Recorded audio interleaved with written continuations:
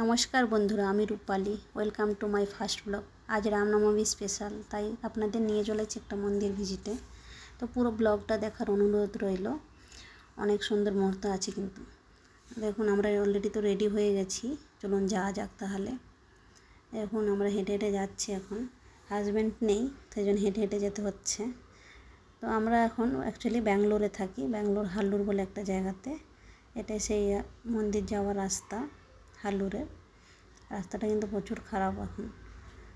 আগে অ্যাকচুয়ালি ঠিক করেছিল, কিন্তু আবার দিন দিন যত যাচ্ছে খারাপ হয়ে গেছে। দেখুন, কথা বলতে বলতে চলে এসেছি মন্দিরের কাছাকাছি।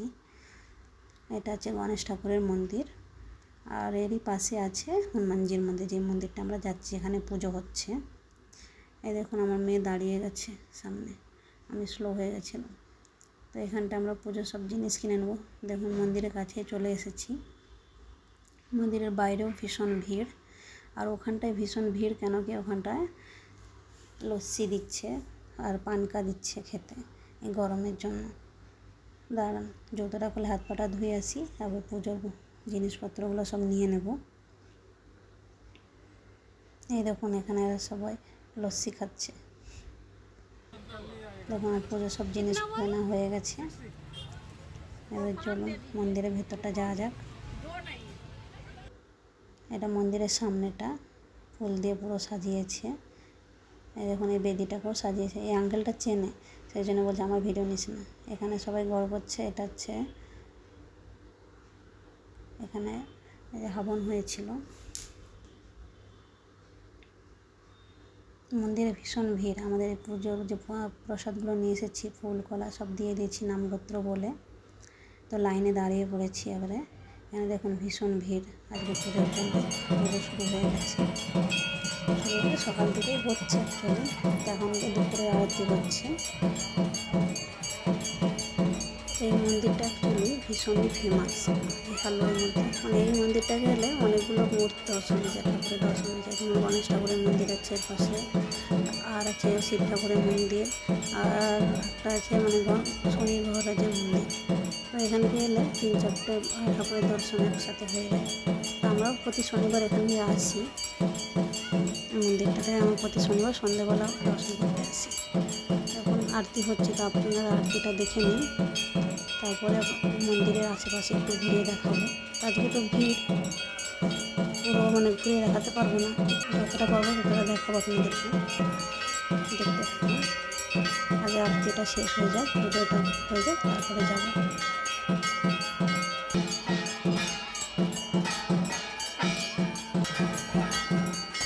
আরতি দেখতে থাকুন।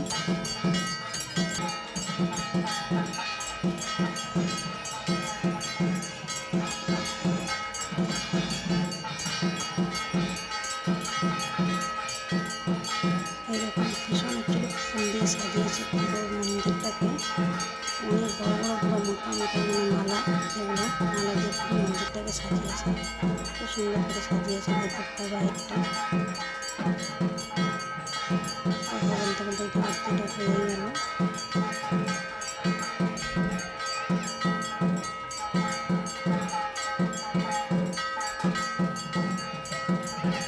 আরতিটা হয়ে গেছে, আপনাদের একটু আশেপাশে ঘুরিয়ে দেখাই।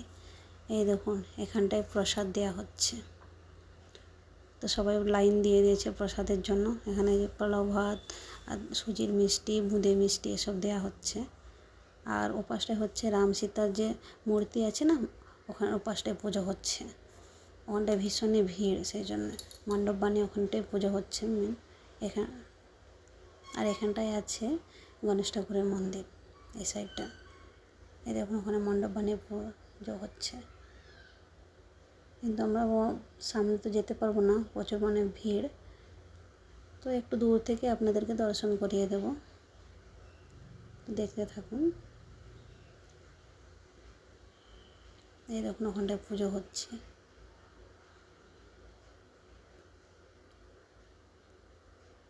ভিড় দেখতে পাচ্ছেন আজকে। এই দেখুন, ওখানটায় আরতি হচ্ছে, পুজো হচ্ছে রাম সীতার মূর্তিটা। জয় শ্রীরাম। চলুন একটু এই পাশটা ঘুরিয়ে দেখায়। এখানটায় দেখুন অনেক ঘট সব রাখা আছে, সাজিয়ে রাখা আছে।